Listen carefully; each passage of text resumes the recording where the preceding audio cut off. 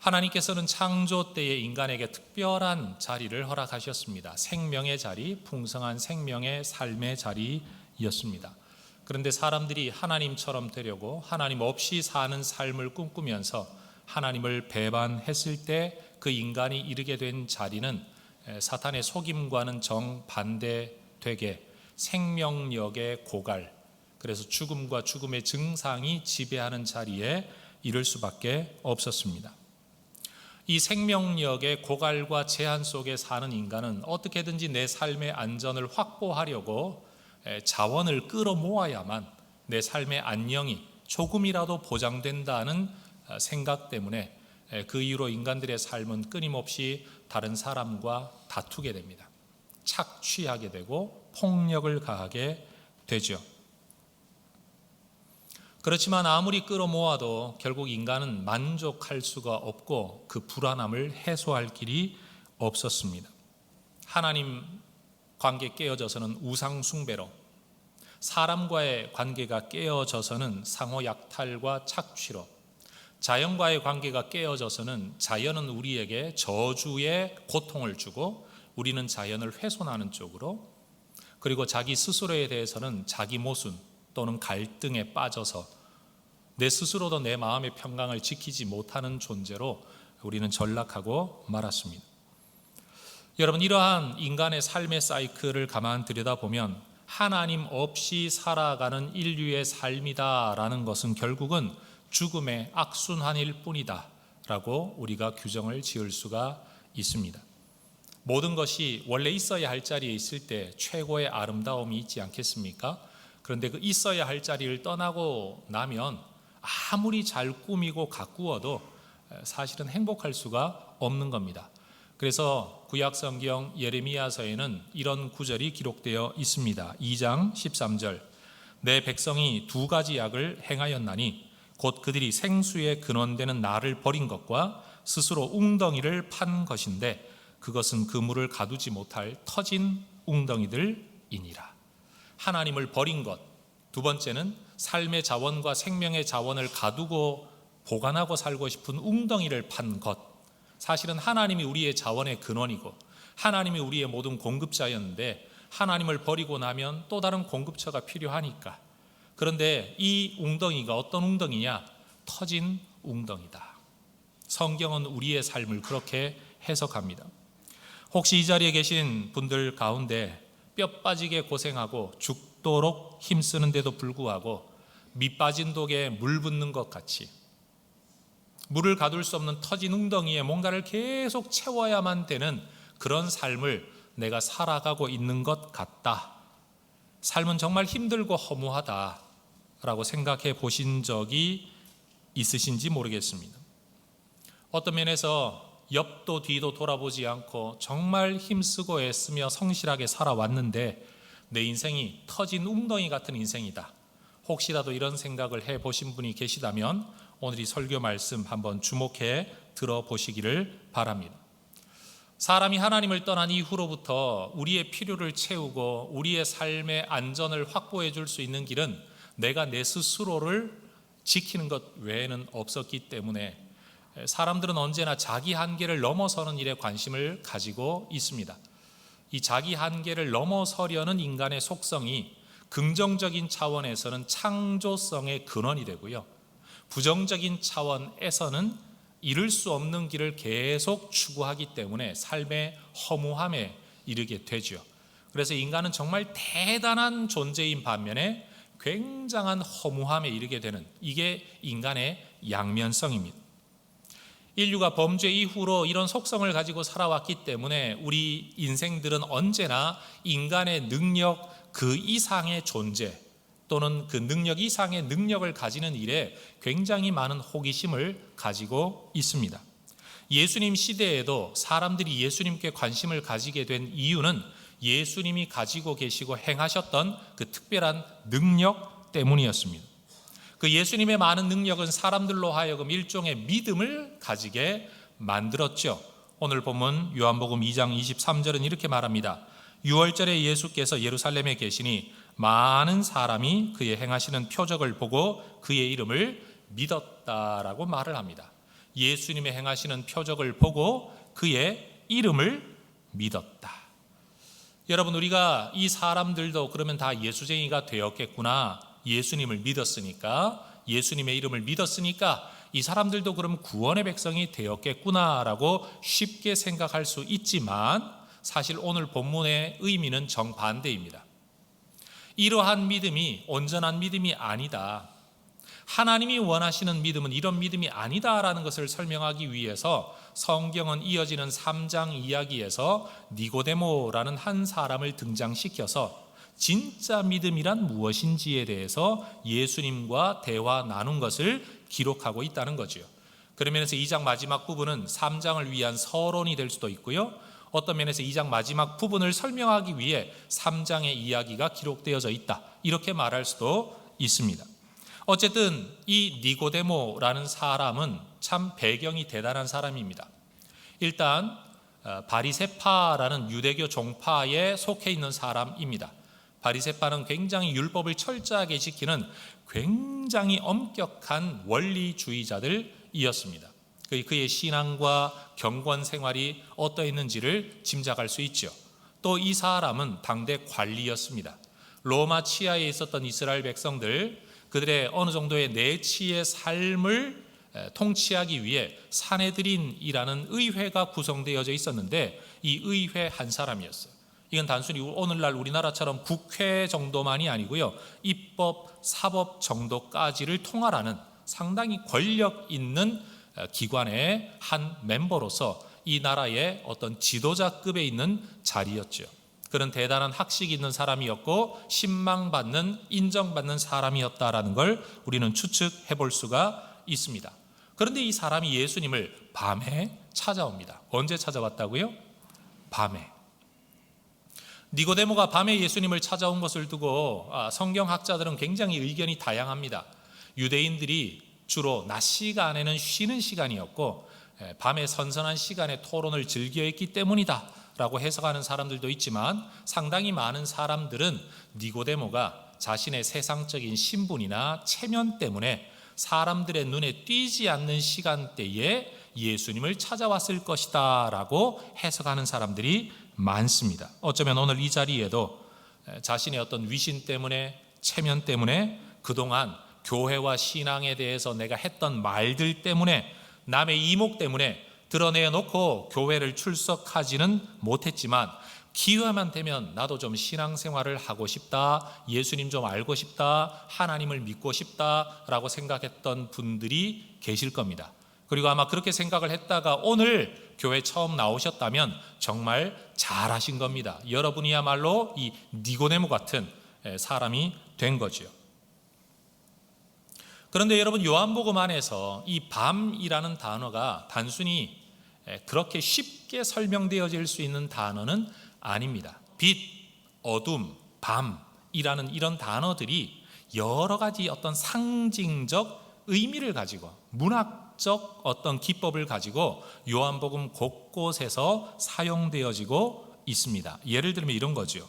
예수님이 이 땅에 오셨다라는 말을 요한복음은 뭐 어떻게 기록하고 있는가 하면 1장 5절에서 빛이 어둠에 빛이 돼 어둠이 깨닫지 못하더라. 아니 그냥 예수님 오셨다 그러면 되잖아요. 그런데 이것을 이렇게 표현하는 거예요. 빛이 어둠에 빛이 돼 어둠이 깨닫지 못하더라. 이 속에 빛은 무엇이고 어둠이 무엇인지를 우리는 한번 이렇게 상상해 볼 수가 있죠. 그뿐만이 아닙니다. 예수님께서도 설교하실 때 직설적으로 말씀하시지 않고 밤과 낮과 어둠과 빛이라는 표현을 사용해서 은유적으로 설교를 하십니다. 요한복음 11장 10절, 밤에 다니면 빛이 그 사람 안에 없는 거로 실족하느니라. 그렇죠. 밤에 다니면 잘 엎어지죠. 그런데 이 구절은 그런 의미가 아니라는 겁니다. 그뿐만이 아닙니다.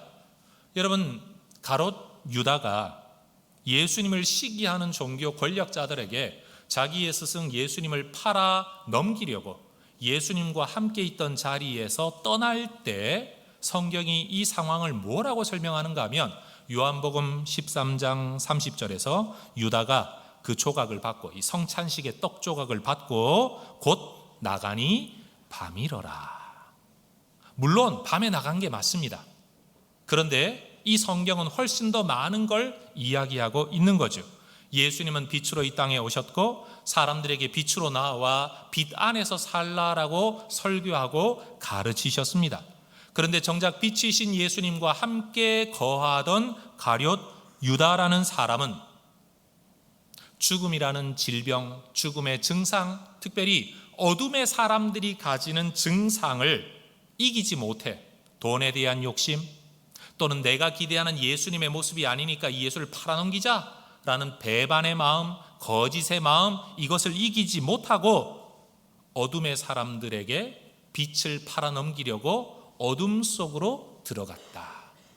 여러분, 굉장히 문학적이고 굉장히 상징적이지 않습니까? 자, 이런 의미로 해석을 한다면 지금 니고데모가 예수님을 언제 찾아왔다고요? 밤에 찾아왔다라는 건 굉장히 많은 생각을 해야 됩니다. 어둠 속에 있는 영생과 구원에 관하여는 어둠 속에 있는 니고데모가 빛이신 예수님에게 일말의 희망을 느끼고 그 어둠 속에서 밤 가운데서 빛으로 나왔다. 이게 바로 이 한 표현 속에 담겨 있는 상당히 깊은 의미라는 겁니다. 이런 의미 속에서 저는 저와 여러분에게 이런 질문을 한번 하고 설교를 이어가고 싶습니다. 그건 이런 질문입니다. 따라해 보십시다. 나는 어둠에 속한 사람인가? 빛에 속한 사람인가? 자, 옆에 분에게 질문해 보십시다. 당신은 어둠에 속해 계십니까? 빛에 속해 계십니까?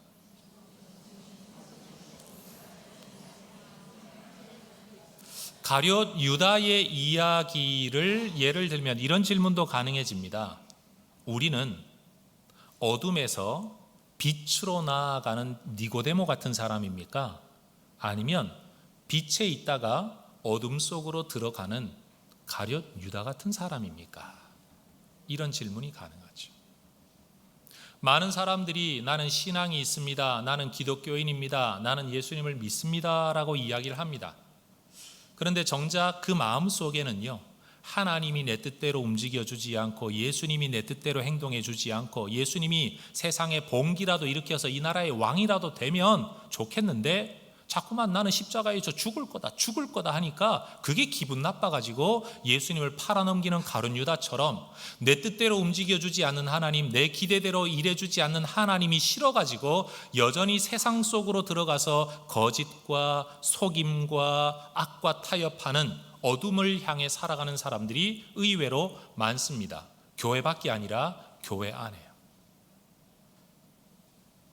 그런 면에서 우리는 이 니고데모의 이야기 또는 이 가룟 유다의 이야기, 성경 속에 담겨있는 진리의 이야기 속에서 나는 정말 예수쟁이가 맞나? 난 정말 하나님의 백성이 맞나? 나는 어떤 삶을 살아가고 있나? 나는 어떤 삶을 살아야 할 사람인가를 우리는 진지하게 고민하면서 이런 성경을 읽어야 된다라는 거죠. 어쨌든 2장 마지막 부분에서 사람들이 예수님의 표적 때문에 많은 사람이 예수님의 이름을 믿기는 했지만 사실 사람들이 예수님의 능력은 인정했지만 그렇다고 예수님을 하나님의 아들로 믿거나 예수님의 가르침을 다 받아들인 것은 아니었습니다. 그래서 그 믿음이 온전한 믿음이 아닌 거죠. 예수님 당시 대부분의 종교인들은 예수님의 능력은 인정하면서도 예수님의 존재는 거부했습니다. 왜 그런 게 있잖아요. 삶을 살아가다가 보면 참 똑똑하고 참 능력도 있는데 난 그 사람 싫어. 이런 상황처럼 예수님이 행하는 이 일 자체는 거부할 수가 없어요. 사실이고 현실이니까. 그런데 그 예수님을 곡해하고 해석을 잘못합니다. 예를 들면 이런 겁니다. 여러분, 예수님의 이야기가 갈릴리 지역에서 널리 퍼져나가자 예루살렘 당시 종교의 중심부에서 조사 요원들을 파견합니다. 이 예수가 도대체 어떤 인간인지 한번 알아봐라. 그래서 파견되어진 종교 감찰관들이 예수님의 가르침과 행하는 일들을 보고 난 다음에 이런 해석을 내립니다. 성경 마가복음 3장 22절, 예루살렘에서 내려온 서기관들, 이 조사 감찰관들이에요. 그들이 예수님을 두고 어떻게 해석을 하는가 하면 그가 바알세불이 집혔다. 여러분, 이 바알세불이 집혔다라는 말을 한국말로 쉽게 바꾸면 귀신 들렸다라는 말입니다. 이어지는 성경 구절이 이러하지요. 귀신의 왕을 힘입어 귀신을 쫓아낸다.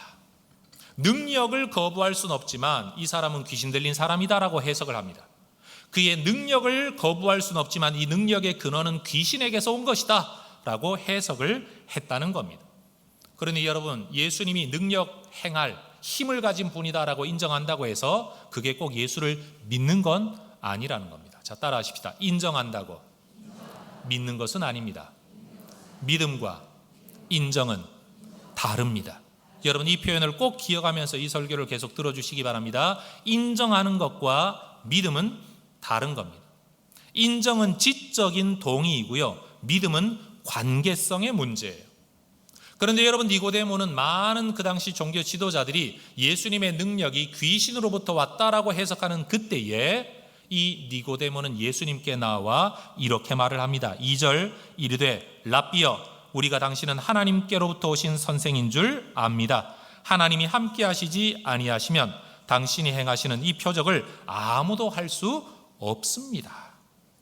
여러분, 나이로 보더라도 아마 니고데모는 그 당시에 중년 이후에 굉장히, 그렇죠? 세상적으로 높은 자리에 오르려면 시간이 필요하지 않겠습니까? 그런데 지금 30어간에 있는 예수님을 두고 랍비라고 말합니다. 이 당시 랍비의 라이센스가 따로 있었는데도 불구하고요, 예수님은 그런 자격증을 딴 적이 없거든요. 그런데 최고의 지도자가 어리고 자격증도 없는 예수님께 나와 랍비어라고 호칭합니다. 존중이죠. 굉장히 우호적인 태도를 보여주는 겁니다. 그리고 예수님에 대해서 이렇게 좋게 해석을 합니다. 여러분, 이 니고데모가 예수님과 나누었던 대화를 이렇게 몇 절에 끝나지는 않았을 겁니다. 밤에 와서 굉장히 늦은 밤까지 대화를 나눴겠죠. 그런데 성경은 굉장히 간략하게 기록합니다.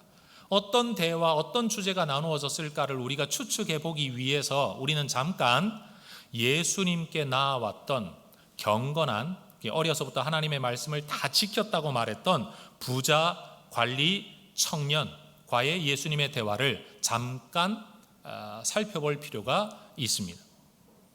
여러분, 이 부자, 관리, 청년, 어려서부터 말씀을 다 지켰던 경건한 이 사람이 예수님께 나와 던졌던 첫 질문이 뭔가 하면 성경 누가복음 18장 18절에 선한 선생님이여, 내가 무엇을 하여야 영생을 얻을 수 있겠습니까? 라고 질문했습니다.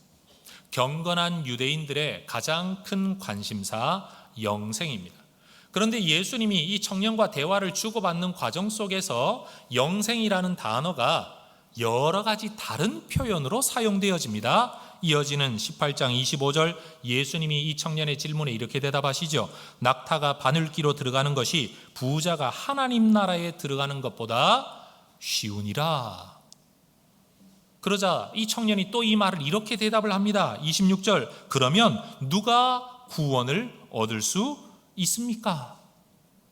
여러분, 이 부자 청년과 예수님의 대화를 살펴보면요, 첫 질문의 표현은 영생이었습니다. 그런데 예수님은 이것을 하나님 나라에 들어가는 것으로 대답하셨습니다. 그런데 이것을 청년은 또다시 구원받는 것으로 해석을 합니다.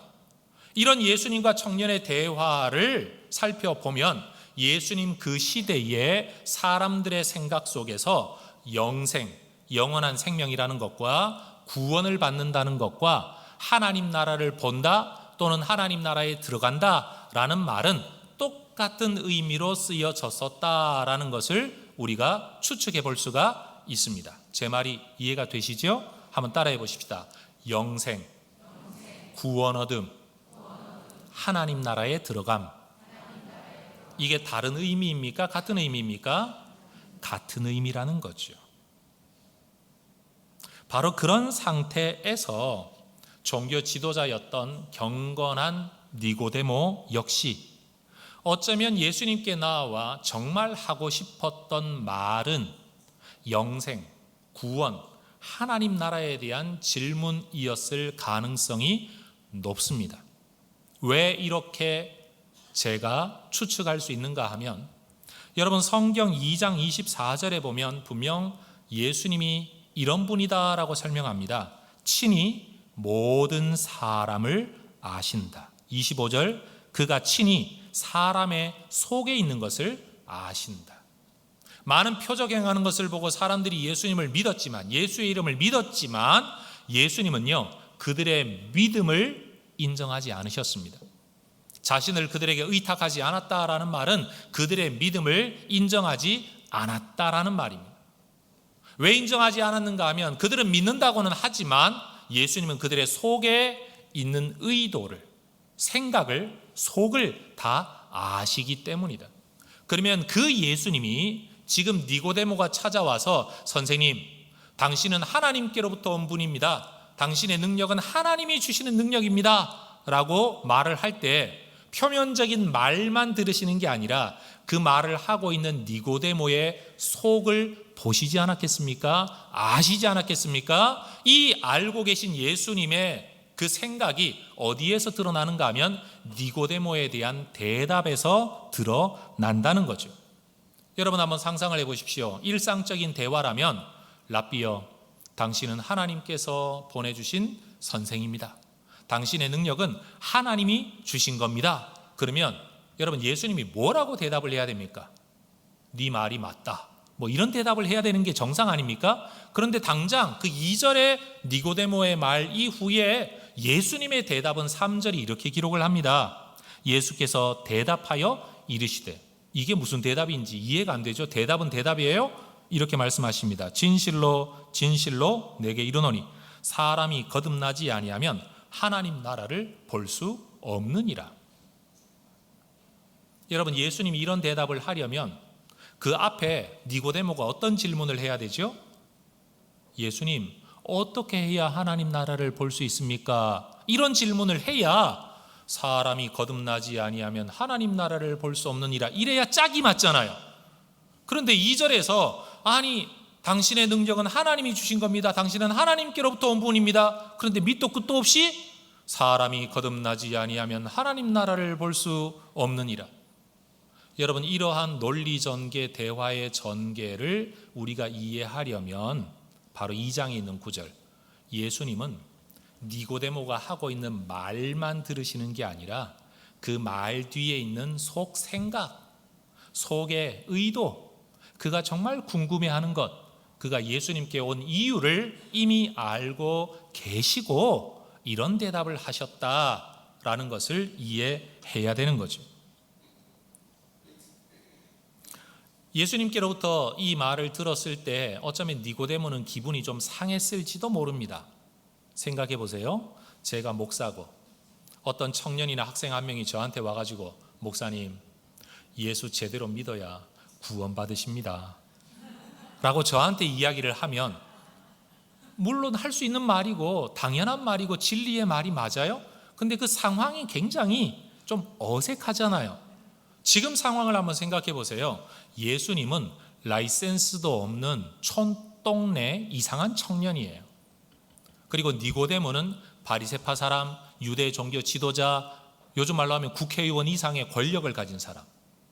어려서부터 말씀을 잘 지켜서 이 한 나라의 신앙과 종교를 지도하도록 사람들에게 세움받은 대단한 지도자예요. 그런데 지금 예수님이 뭐라고 말씀하십니까? 사람이 거듭나지 아니하면 하나님 나라를 볼 수 없느니라.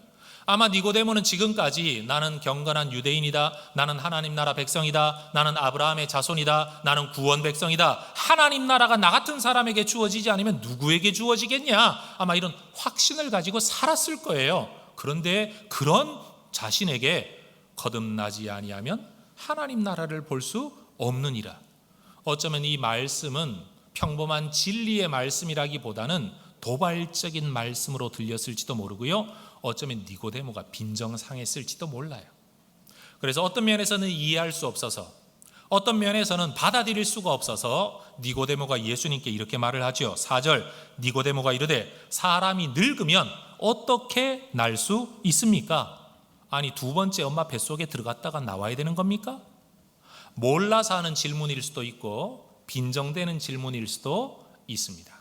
그러나 여러분 여기서 우리가 한 가지 짚고 넘어가야 될 게 있죠.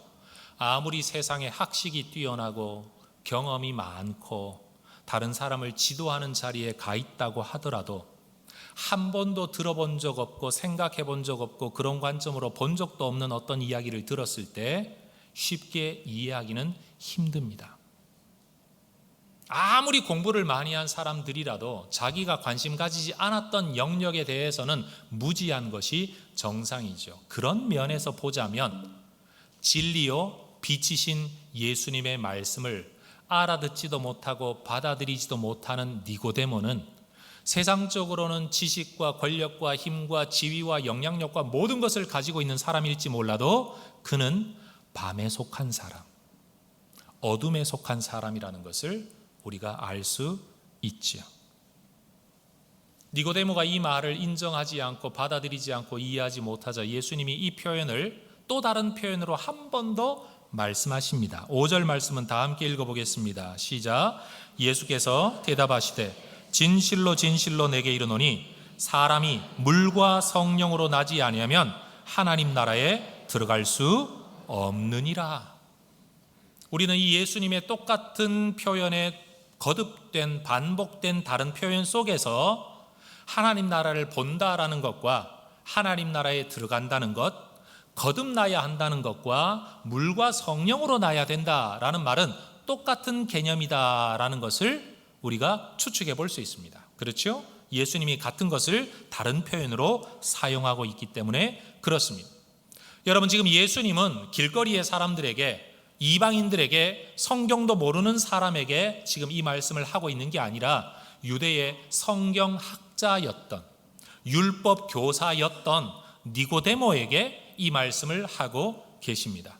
여러분, 우리가 한국 사회 속에서 태어나 살아오는 동안에 우리는 어려서부터의 경험 속에서 한국 또는 중국의 배경을 가지고 있는 고사성어를 들으면 말 자체의 의미만이 아니라 그것이 무슨 의미인지, 배경이 뭔지를 다 알아듣습니다. 세상 말로 개떡같이 말해도 찰떡같이 알아듣습니다. 이 경험이 없는 사람들은 무슨 말인지를 모르지만 우리는 압니다. 다시 말해 예수님께서 물과 성령으로 나야 된다라고 말씀하는 이 순간 니고데모는요, 이 표현이 예수님이 그냥 하시는 말씀이 아니라 성경의 배경을 가지고 있는 말씀이라는 것을 즉각 알아들었을 겁니다. 이 구절이 어디에 나오느냐? 바로 구약 선지자 에스겔이라는 사람이 선포했던 말씀 중에 등장하는 표현이라는 거죠. 에스겔서 36장 25절 이하에 이런 구절이 있습니다. 맑은 물을 너희에게 뿌려서 너희로 정결하게 하되 곧 너희 모든 더러운 것에서와 모든 우상 숭배에서 너희를 정결하게 할 것이며, 물이 등장했습니다. 두 번째, 또 새 영을, 성령을 말합니다. 영을 너희 속에 두고 새 마음을 너희에게 주되 너희 육신에서 굳은 마음을 제거하고 부드러운 마음을 줄 것이며, 또 내 영을, 하나님의 영이에요, 성령이에요, 너희 속에 두어 너희로 내 율례를 행하게 하리니 너희가 내 규례를 지켜 행할지라. 내가 너희 조상들에게 준 땅에서 너희가 거주하면서 내 백성이 되고 나는 너희 하나님이 되리라. 에스겔을 통해 하나님께서 선포하셨던 말씀은 바로 이겁니다.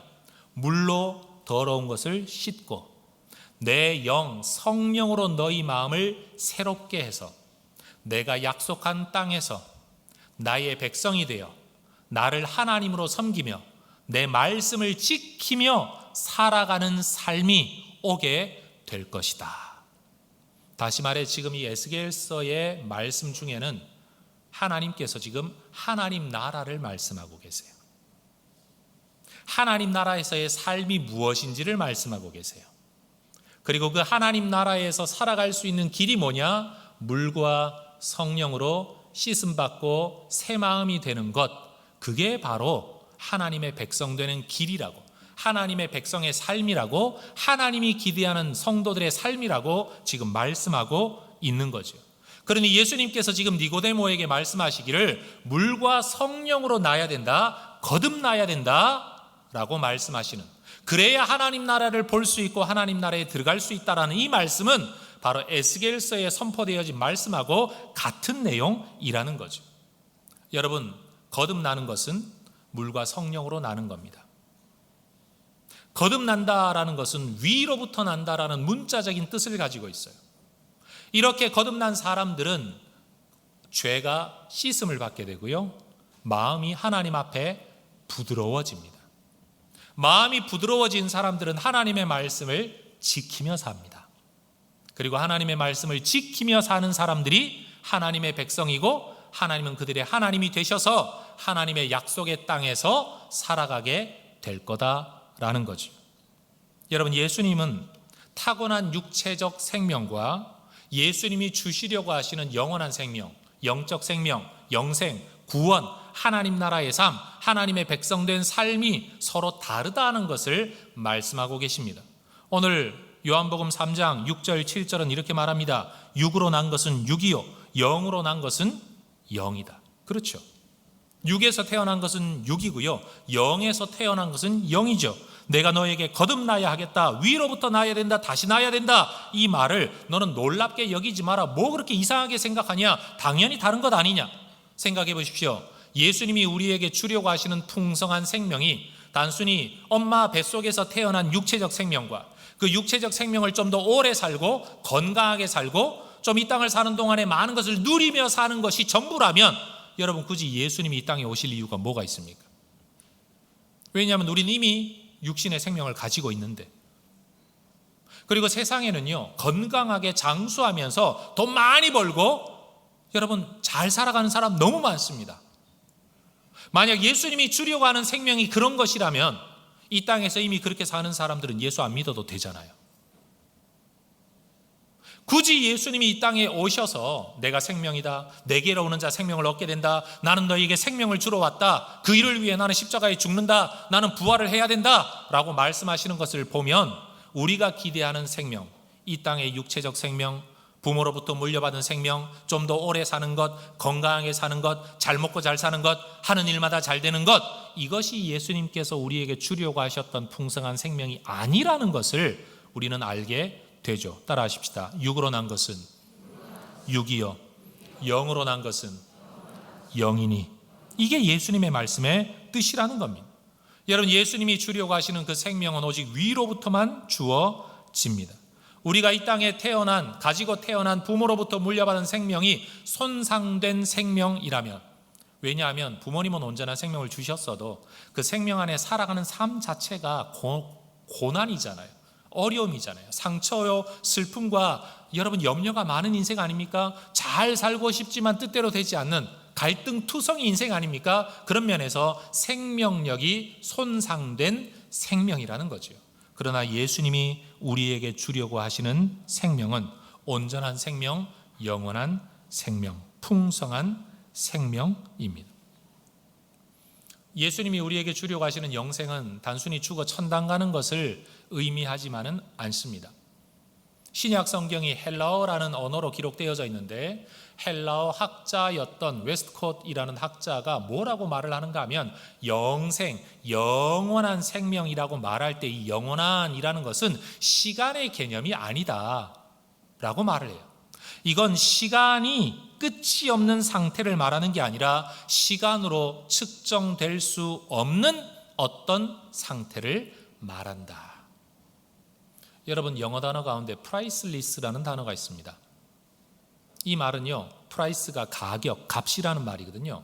거기에 less가 붙어서 값을 매길 수 없다라는 뜻이 되는데, 이거는요, 값으로 매길 수 없이 무지 비싼 거다라는 말을 할 때 그런 용어를 씁니다.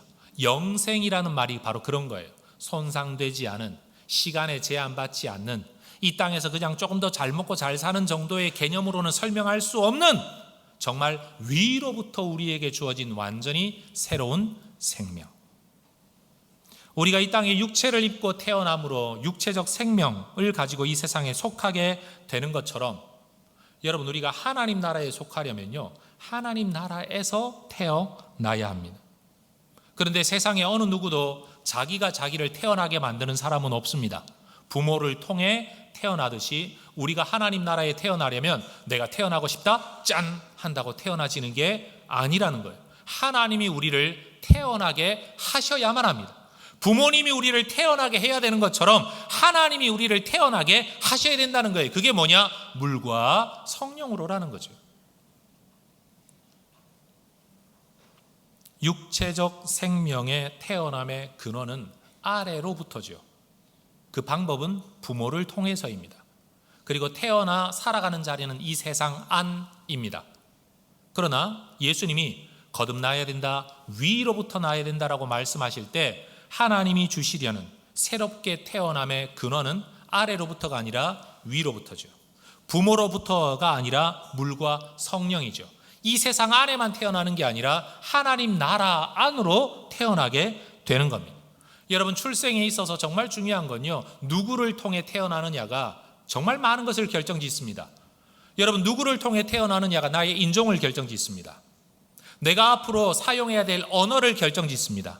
내가 살아가야 할 문화를 결정짓습니다. 내가 살아가야 할 환경을 결정짓습니다. 누구에게 태어나느냐가 우리의 삶의 대부분의 것들을 결정짓습니다. 그것처럼 예수님은 물과 성령으로 위로부터 태어나야 된다라고 말을 할 때 그것은 우리가 어떤 문화 속에서 어떤 언어를 사용하며 어떤 방식을 가지고 살아가야 하는가, 내가 누구인가를 결정짓는 근원이에요. 그러니 표현은 단순하지만 이 안에는 굉장히 복합적인 정말 깊은 의미가 담겨 있다는 겁니다. 저는 여러분에게 질문하고 싶습니다. 저와 여러분은 지금 누구로부터 태어났으며 어떤 경로로 태어났으며 어디로 태어났습니까? 그래서 어떤 삶을 살아가고 계신가요? 제가 늘 강조하는 게 종교인이 되지 말고 신앙인이 되라라는 말을 강조하지 않습니까? 많은 사람들이 교회는 출석합니다. 성경도 들고 다니고 성경도 읽습니다. 그런데 그 사람이 사용하는 언어를 보면, 그 사람이 가지고 살아가는 가치관을 보면, 그 사람이 자기를 누구라고 생각하고 살아가는가를 보면 그는 위로부터 난 사람이 아니라 아래로부터 난 사람처럼 살아가는 사람들이 무지 많습니다. 그럼 우리는 고민해야 되죠. 이 사람은 위로부터 난 사람, 거듭난 사람인가 아닌가? 성경 읽고 예수는 믿는다고 말은 하고 교회는 다니고 있기 때문에 거듭난 사람이 맞는 것 같은데 살아가는 것을 보면 세상에서 난 사람하고 똑같이 살아가고 있는 이 사람은 과연 거듭난 사람일까? 아니면 거듭나지 못한 사람일까? 바로 이런 점에서 그저 예수님의 능력을 좀 믿었다, 예수님의 이름을 좀 믿었다, 이 믿음이 예수님이 기대하시는 온전한 믿음, 하나님 나라 백성 되는 믿음, 하나님 나라에 들어가는 믿음이 아니라는 것을 알 수 있다는 거죠. 여러분, 우리 모두가 참 믿음을 가지게 되기를 주의 이름으로 축원합니다. 여러분, 성경의 가르침에 의하면 죄라는 것은 어떤 조항을 어겼냐 말았냐의 단순한 문제가 아니라 하나님과의 관계를 깨뜨리는, 하나님이 인간을 처음 만드실 때 기대하시고 원하셨던 관계성과 자리를 깨뜨리는 일체의 모든 것들, 생각과 행동 모든 것들이 죄다라고 성경은 이야기합니다.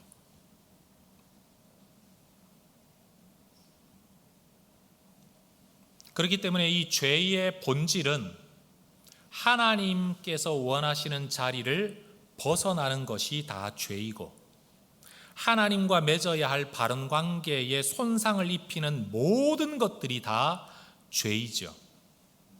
이 죄가 우리 안에 죽음을 가져왔습니다. 왜요? 하나님과의 관계를 깨뜨렸기 때문에 창조주 하나님이 우리에게 주시는 모든 은혜의 통로를 다 막아버렸어요. 그래서 인간 세계 속에는 궁핍함이 들어오죠. 생명의 뒤틀림, 생명이 있는데 생명이 생명답게 작동하지 못하는 상황이 연출된 겁니다. 이것이 죽음이라는 상황이에요. 그럼 여러분, 우리가 예수를 믿는다, 구원을 받는다라는 것은 이 죄 문제를 해결을 해야만, 깨어진 관계의 문제를 해결을 해야만 되는 것 아니겠습니까? 그런데 여러분 한번 보세요. 내가 누군가에게 해를 입혔는데 해 받은 사람이 화해하자. 이거 뭔가 말이 안 맞잖아요. 해를 입힌 존재가 사과를 먼저 해야 맞는 것 아닙니까?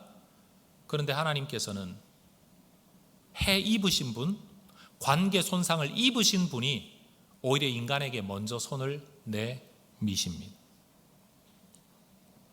만약 우리가 구원을 얻는 조건이 대단한 업적에 있다면, 대단한 헌신에 있다면, 대단한 기여, 종교적 기여에 구원의 조건이 있다면 여러분, 타고난 능력을 가진 사람들이 구원 얻기에 더 유리할 겁니다. 이건 불공평한 거죠. 그런데 오늘 성경이 우리에게 이야기하고 있는 바는 하나님과의 깨어진 관계를 회복하는 길이 내 편에서 뭔가를 하는 데 있지 않다라는 겁니다. 그럼 뭐냐? 하나님에 대하여 부드러운 마음을 가지고 하나님이 씻어주시는 물로 죄의 씻음을 받고 마음을 부드럽게 하여 하나님의 뜻 안에 들어와 하나님이 원하셨던 삶을 살아가기로 결심하는 것. 우리는 이것을 일컬어 믿음이라고 말을 합니다. 믿음은 지적 동의가 아니라 원래 있어야 할 관계성으로 들어오는 결단을 의미합니다. 그리고 그러한 삶을 살아가겠다는 의지적 결단이 요구되어지는 겁니다. 이런 점에서 보자면 우리는 이런 표현을 쓸 수 있습니다. 하나님께서 우리를 사랑하셔서 우리에게 내민 하나님의 화해의 손, 용서의 손인 예수님에 대한 태도야말로 구원의 조건이다. 여러분, 죽음에 처해 있는 우리가 화해와 용서의 손을 내미시는 하나님의 손을 부드럽게 잡아야 관계가 회복될 것 아닙니까? 그런데 그 하나님의 손을 뿌리치면서 관계가 회복되어질 수는 없는 것 아니겠어요? 그런데 그 하나님의 손이 뭐냐? 바로 예수님이라는 겁니다. 빛으로 생명으로 우리에게 오신 그 예수님에 대한 반응. 그래서 하나님께서 우리에게 보내주신 예수님에 대한 반응과 태도가 하나님 나라에 들어가는 구원을 얻는 영생을 얻는 유일한 길이라는 겁니다. 이 말을 우리는 쉽게 한 문장으로 이렇게 말합니다. 따라하십시다. 예수 믿어야 구원받습니다. 그러니까 제가 정말 쉬운 이야기를 정말 어렵게 많이 한 거죠. 그러나 많은 사람들이 이 단순한 이야기를 너무 자기 멋대로 해석을 하고 자기 멋대로 생각을 한다는 거예요. 2장 23절이 말하는 것처럼 예수가 능력이 좀 있다. 예수는 2000년 전에 이 땅에 살았었다. 예수가 죽은 사람 살리기도 하고 아픈 사람 고치기도 했나 보다. 그거 믿는다고, 그것을 지적으로 동의한다고 구원을 얻는 게 아니다. 예수님 말씀을 빌면 위로부터 나야, 물과 성령으로 나야 하나님 나라에 들어갈 수 있다. 그런데 물과 성령으로 난다는 게 뭐냐? 에스겔서의 말씀처럼 하나님에 대하여 부드러운 마음을 가지고 예수님을 믿음으로 받아들이고 그 예수님과의 관계를 통해 하나님과의 관계를 회복하는 것, 있어야 할 자리에 돌아가 가져야 할 태도를 가지고 살아야 할 삶의 방향을 가지고 살아가는 것, 이것이 진짜 믿음이라는 거예요. 근데 많은 사람들이 이러한 요소를 다 빼놓고 그저 나는 믿습니다라는 말만 하면 믿는 줄 알고, 교회 와서 지난 한 주간 지은 죄를 용서해 주세요라고 말만 하면 다 용서받는 줄 알고 여전히 어둠 속에서 어둠을 향해 나아가면서 어둠을 사랑하면서 어둠의 방식을 따라 살면서 어둠의 언어, 어둠의 가치, 어둠의 사고방식, 어둠의 행실을 따라 살면서도 나는 빛에 속해 있다고 착각하는 사람들이 너무 많다는 거죠. 아마 오늘 이 자리에 교회 처음 나오신 분들 가운데 내가 봐도 저 사람은 예수쟁이 아니다, 교회를 다니긴 하지만 저 사람은 예수쟁이 아니야 라고 생각했던 많은 사람들이 그렇게 잘못된 믿음을 가지고 살았던 사람일 가능성이 높은 거죠. 아무것도 가진 것 없고 아무 능력이 없는 우리에게 하나님께서 요구하시는 구원의 조건이라는 건 대단한 게 아닙니다. 바로 예수님에 대한 부드러운 마음이에요. 그 예수님의 가르침을 받아들이겠다는 부드러운 마음. 예수님의 말씀을 따라 살겠다는 부드러운 마음. 오늘 우리에게 보내주신 구원의 길이신 예수님을 믿음으로 창조주 되신 하나님과 바른 관계 맺게 되시기를 주의 이름으로 축원합니다. 그리고 그 관계를 맺을 뿐만 아니라 그 예수님과 바른 관계 안에서 살아가시기를 주의 이름으로 축원합니다. 그게 물과 성령으로 거듭나는 일입니다. 이러한 이해 위에서 요한복음을 다시 들여다보면 우리는 비로소 굉장히 추상적이고 상징적이고 영적인 요한의 이 서술이 이해가 되기 시작합니다. 저는 성경 한 구절을 함께 읽고 이 설교를 마치려고 합니다. 바로 요한복음 1장 1절부터 5절까지 그리고 9절부터 13절까지의 말씀입니다. 오늘 들었던 설교를 여러분 생각하면서 이 구절을 읽어보시면 아마 이 표면적인 표현 그 뒤에 있는 의미들이 아마 여러분 속에서도 깨달아질 거라고 믿습니다. 같이 한번 읽어보겠습니다. 태초에 말씀이 계시니라. 이 말씀이 하나님과 함께 계셨으니 이 말씀은 곧 하나님이시니라. 그가 태초에 하나님과 함께 계셨고 만물이 그로 말미암아 지은 바 되었으니 지은 것이 하나도 그가 없이는 된 것이 없느니라. 그 안에 생명이 있었으니 이 생명은 사람들의 빛이라. 빛이 어둠에 빛이 돼 어둠이 깨닫지 못하더라. 9절입니다. 참 빛 곧 세상에 와서 각 사람에게 비추는 빛이 있었나니 그가 세상에 계셨으며 세상은 그로 말미암아 지은 바 되었으되 세상이 그를 알지 못하였고 자기 땅에 오매 자기 백성이 영접하지 아니하였으나 영접하는 자 곧 그 이름을 믿는 자들에게는 하나님의 자녀가 되는 권세를 주셨으니 이는 혈통으로나 육정으로나 사람의 뜻으로 나지 아니하고 오직 하나님께로부터 난 자들이니라. 여러분, 우리가